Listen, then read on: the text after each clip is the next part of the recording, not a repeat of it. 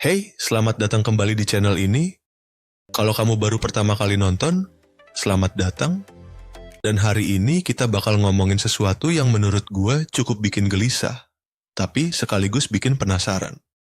Dua negara tetangga kita di Asia Tenggara baru-baru ini mengambil langkah yang cukup drastis.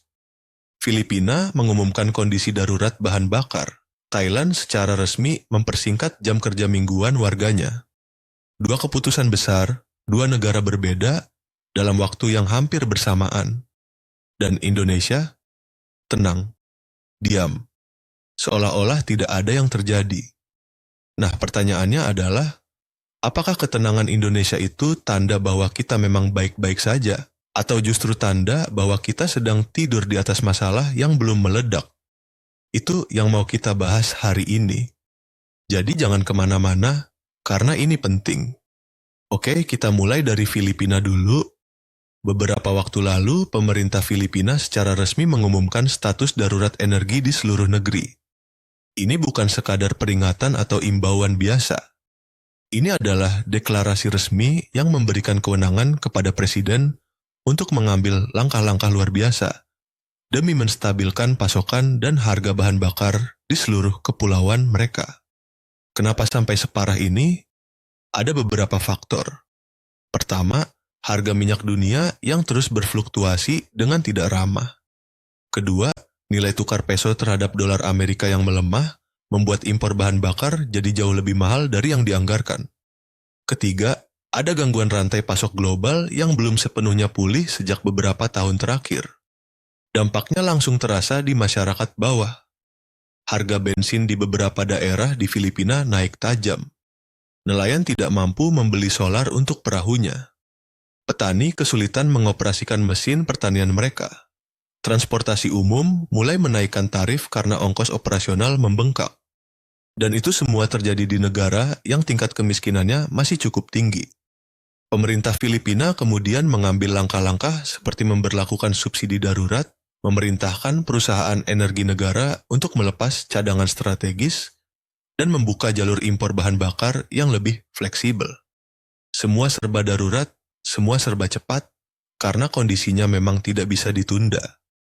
Yang menarik dari kasus Filipina ini adalah, ini bukan pertama kalinya mereka menghadapi krisis energi. Tapi kali ini skalanya lebih besar dan dampaknya lebih luas. Dan yang paling mengkhawatirkan, para analis mengatakan ini bisa jadi sinyal awal dari masalah yang lebih struktural. Bukan sekadar guncangan sementara. Sekarang kita pindah ke Thailand. Di sisi lain, Thailand melakukan sesuatu yang terdengar lebih positif, tapi sebenarnya juga menyimpan cerita yang dalam. Pemerintah Thailand secara resmi mengesahkan kebijakan yang mempersingkat jam kerja mingguan bagi pekerja sektor formal. Dari yang sebelumnya bisa mencapai 48 jam per minggu, kini akan dipangkas secara bertahap menuju standar yang lebih manusiawi. Sekilas ini terdengar seperti kabar bagus. Dan memang ada sisi positifnya. Ini adalah bentuk pengakuan bahwa produktivitas bukan hanya soal berapa lama kamu duduk di kantor. Banyak riset internasional yang membuktikan bahwa pekerja yang memiliki waktu istirahat dan waktu pribadi yang cukup justru lebih produktif, lebih kreatif, dan lebih loyal terhadap perusahaan. Tapi ada konteks yang lebih gelap di balik kebijakan ini. Thailand sedang menghadapi masalah demografis yang serius. Populasi mereka menua dengan cepat. Angka kelahiran terus menurun. Ini artinya, dalam beberapa dekade ke depan, Thailand akan memiliki lebih sedikit tenaga kerja produktif dan lebih banyak penduduk usia lanjut yang butuh dukungan. Kebijakan pengurangan jam kerja ini sebagian adalah cara pemerintah untuk mendorong warganya punya lebih banyak waktu untuk keluarga, untuk menikah lebih cepat, dan untuk punya anak lebih banyak. Selain itu, Thailand juga sedang bersaing ketat dengan negara-negara tetangga untuk menarik investasi asing. Mereka ingin memposisikan diri sebagai negara yang ramah pekerja, yang memiliki standar ketenaga kerjaan tinggi, karena banyak perusahaan multinasional sekarang mempertimbangkan faktor kesejahteraan pekerja dalam memilih lokasi operasi mereka. Jadi, di balik berita yang terdengar menyenangkan itu, ada kalkulasi demografis dan ekonomi yang sangat serius. Thailand sedang berbenah karena mereka sadar, kalau tidak berubah sekarang, mereka akan bayar harga yang jauh lebih mahal di masa depan. Dan sekarang, kita bicara tentang Indonesia. Di tengah semua ini, Indonesia tenang. Tidak ada pengumuman darurat energi. Tidak ada reformasi besar jam kerja. Tidak ada kebijakan mendesak yang menggebrak. Pemerintah jalan seperti biasa. Rakyat jalan seperti biasa. Media sibuk dengan isu-isu lain. Pertanyaannya, kenapa? Ada dua cara untuk membaca ketenangan Indonesia ini. Cara pertama, yang optimis, adalah bahwa Indonesia memang sedang dalam posisi yang lebih baik dari kedua negara tersebut. Dan untuk poin ini, ada beberapa argumen yang valid. Indonesia adalah produsen minyak dan gas. Memang bukan yang terbesar di dunia, dan produksi kita sudah jauh menurun dibanding era kejayaan Pertamina di tahun-tahun lalu. Tapi kita masih memiliki cadangan dan infrastruktur energi yang cukup untuk menyangga kebutuhan dalam negeri dengan lebih baik dibanding negara yang murni importir seperti Filipina. Subsidi BBM yang selama ini menjadi beban fiskal ternyata juga menjadi peredam sosial yang efektif di saat harga global bergejolak. Dari sisi ketenaga kerjaan, Indonesia punya angkatan kerja yang sangat besar dan masih muda. Bonus demografi kita belum habis.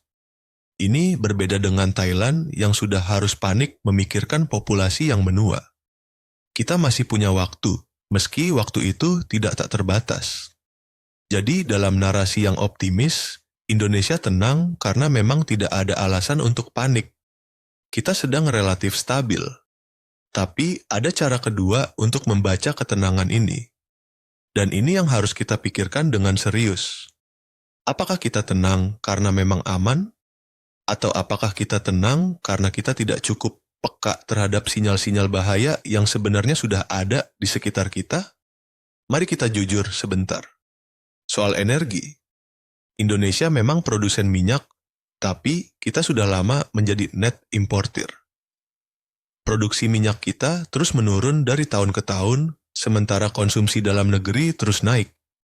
Subsidi BBM yang kita bangga-banggakan sebagai peredam sosial itu memakan porsi APBN yang sangat besar. Uang yang sebetulnya bisa dipakai untuk infrastruktur, pendidikan, dan kesehatan. Dan harga bahan bakar kita yang kelihatan stabil itu sebagiannya adalah ilusi.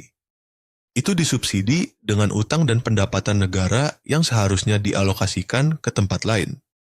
Kalau suatu saat harga minyak dunia melambung sangat tinggi dan berlangsung lama, atau kalau fiskal, kita tidak lagi mampu menanggung subsidi, apa yang akan terjadi? Kita belum punya jawaban yang meyakinkan untuk pertanyaan itu. Dan itu mengkhawatirkan. Soal ketenaga kerjaan. Iya, kita punya bonus demografi. Tapi bonus demografi itu hanya jadi berkah kalau tenaga kerja mudanya terserap dengan baik, punya keterampilan yang relevan, dan bekerja di sektor yang produktif. Kenyataannya, tingkat pengangguran terbuka masih jadi PR. Pengangguran tersembunyi di sektor informal sangat besar. Jutaan anak muda masuk ke pasar kerja setiap tahun, tapi lapangan kerja formal tidak tumbuh secepat itu. Dan soal jam kerja, kita mungkin tidak sedang mendiskusikan pengurangan jam kerja. Tapi sebaliknya, banyak pekerja Indonesia yang justru kerja jauh melebihi batas wajar tanpa kompensasi yang layak, tanpa jaminan yang memadai, di sektor informal yang tidak terlindungi hukum sama sekali. Kita bukan tidak punya masalah ketenaga kerjaan. Kita hanya belum sampai di titik di mana masalah itu cukup meledak untuk memaksa pemerintah bertindak dramatis seperti Thailand. Dan ini mungkin adalah poin terpenting dari video ini. Filipina bergerak karena krisisnya sudah meledak. Thailand bergerak karena mereka cukup cerdas untuk melihat krisis yang akan datang dan mulai berbenah sebelum terlambat. Indonesia belum bergerak karena krisisnya belum meledak dan kita tampaknya belum cukup terdorong untuk antisipatif.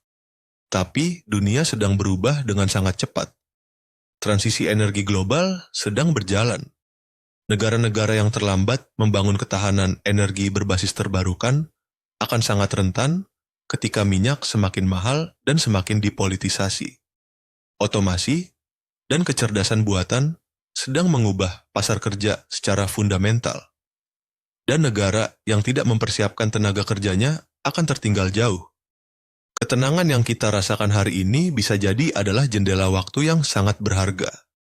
Waktu untuk membangun, untuk berbenah, untuk reformasi sebelum terpaksa.